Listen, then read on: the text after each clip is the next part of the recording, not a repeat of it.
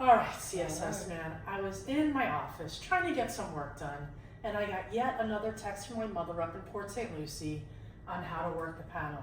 And I know your mom panics and, down in Wellington, and she gets crazy. So I thought we'd go over just a few basic settings. My mom's most recent text was the chime's driving her nuts. So I'm gonna leave it to you, our expert. I'm gonna go off and do some of my chores and come back while you explain. Before you do, did you call my mom crazy? I might have. I'm sorry. That just slipped out. But all right, let's do it. All right, so let's do it. Let's do it. Okay. So when we do the chime on these new Honeywell panels, you press the line, it's the drop down, and it comes down. And first off, you have chime here. You see it's on voice chime. You can have voice chime and tone chime on. And then when you open the door or something that it's connected to, you'll hear it'll ding and talk. Front door. Then you've got volume here. So now when you open the door, especially if you have a 2-story or something, you'll hear the ding and the talk. Now let's say that's too loud for you or too invasive. Sometimes we decide to get rid of the tone. So now the voice is a little less invasive. Front door. Instead of the ding. So everyone has their preferences. It's subjective as to what you like, right? So there's your voice and tone. Now let's say you're having a party and a lot of company. Maybe you'll turn both off and then you'll open the door and hear nothing. And it doesn't say anything. Personally, I put just the voice on and maybe put it midstream. And this is a good level in my opinion. Front door. But again, that's just my opinion. There you have it. That was really good. I didn't know half of that stuff. Thank you, CSS Well, that's man. working with it every day, you know? All right, so the next question, of course, that we get is adding a code. Sure. I know I would do it on the app, but older folks, sometimes they like the panel. Well, right at the panel, you can add them 1, 2, 3, and you can add multiple on these systems especially. Okay. So, On that let's note, go ahead and do that. hold it. So when you go ahead and you do your code, you hit this arrow here to get into the settings area. And then tool, because that came up, tools, you punch in tools, and then you put your code in, which, whatever your code is, you punch it in. And then after that, you're right in there in the settings area. So you'll see users, events, whatever. Right now we're talking about users, we're adding a code.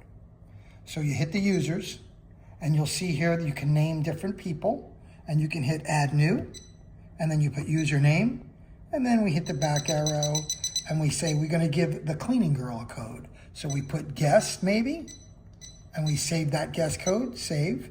We do partition 1, authority level. If you wanna give them full authority level, you hit master so that way you can put the code in. What's authority level?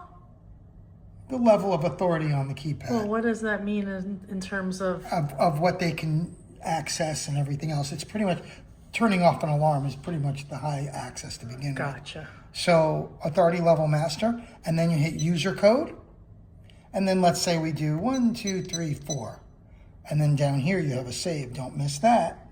And then you hit save. And then you'll see in here, it says guest.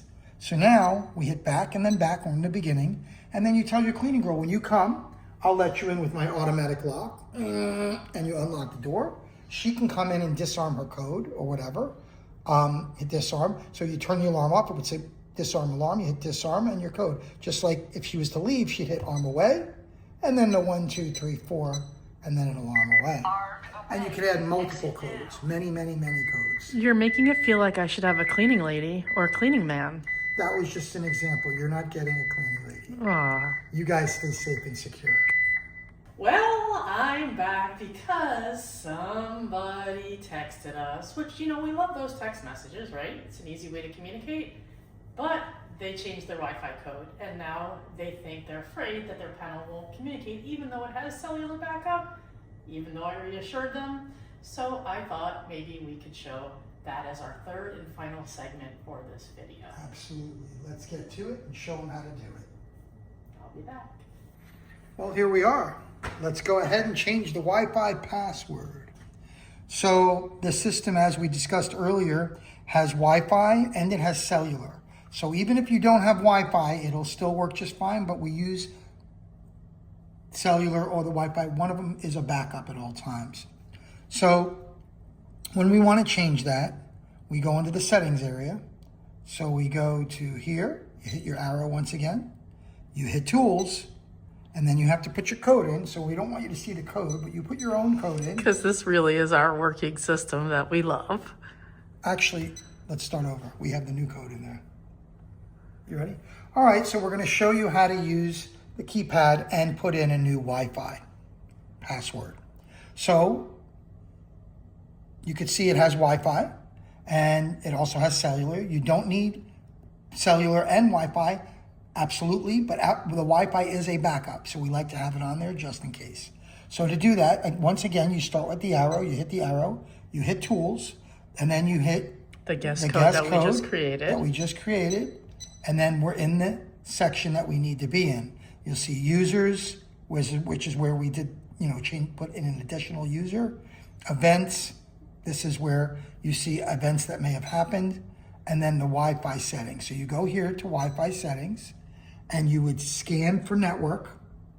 Which we're not going to do because... And then it would scan and it would have a list of all the networks. And then you choose your network and then it would prompt you to put your password in. And then you hit save, which is usually right down here in this corner, and it'll sign back onto your Wi-Fi. But that's the section you want to go into. But remember, if you can't get it on Wi-Fi, it will still work just fine with the cellular. But we can use that as backup. Remember also, if you have any trouble, just give us a call and we'll walk you through it.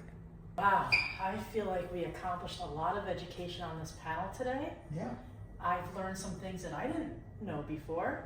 And now we have that guest code in there that I'm thinking at some point we should delete. Well, yeah, you never know when someone might give it out to someone else. Yeah. So if you like these tips and tricks, if you like watching CSS Man and Wendy, then give us a like, a follow, and subscribe. Stay safe and secure.